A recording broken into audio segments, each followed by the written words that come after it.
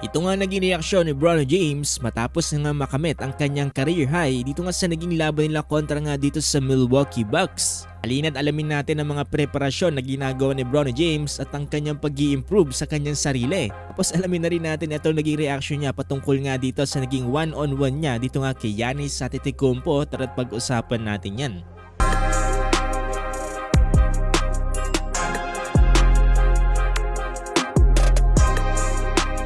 Kahapon nga nangyari na ang laban dito nga ng Milwaukee Bucks kontra nga dito sa Los Angeles Lakers. Halos lahat ng starting unit dito ng Los Angeles Lakers ay hindi nga nakapagdaro dito nga sa naging laban na to. Kaya naman talagang nag-stand out ang ilang mga bench players dito nga ng Lakers at isa na nga dito ang anak ni LeBron James na si Bron James. Dito nga pala sa naging laban na to panalo ang Bucks 118-89. Pero itong si Bron James ay nakapagtala ng kanyang career high with 17 points, 3 rebounds at 5 assists sa loob yan ng 30 minutes of playing time.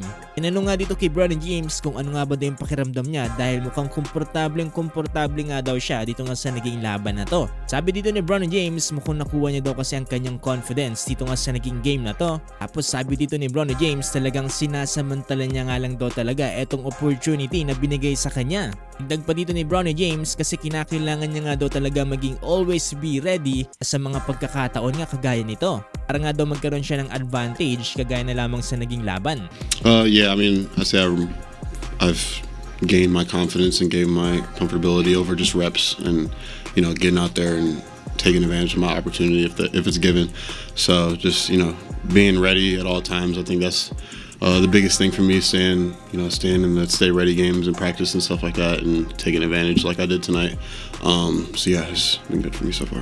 Nung din dito si Bron James kung ano nga ba daw masasabi niya kumpara dito sa unang beses siya nakita ni Coach JJ Redick tapos compare sa ngayon. Sabi dito ni Bron James, tinatrabaho niya nga lang daw yung kanyang sarili lalong-lalo na kapag nasa bench siya dito nga sa Los Angeles Lakers. Ay ginagawa niya nga daw yung best niya kapag naglalaro siya sa NBA G League. Malaking bagay talaga sa improvement na ipinakita ni Bron James dito nga sa naging laban nila kontra sa Bucks. Nagpapasalamat daw itong si Bron James sa pagtitiwala sa kanya dito nga nila Coach JJ Redick. Actually, nakakatuwa nga rin talaga itong si Bron James kasi parang nakukuha niya na rin yung mindset dito nga ni LeBron James. Kasi dito ni Bronny patuloy nga daw siya nagsasanay araw-araw. Sinasamantala niya nga daw yung mga reps sa paligid niya para nga mag-improve.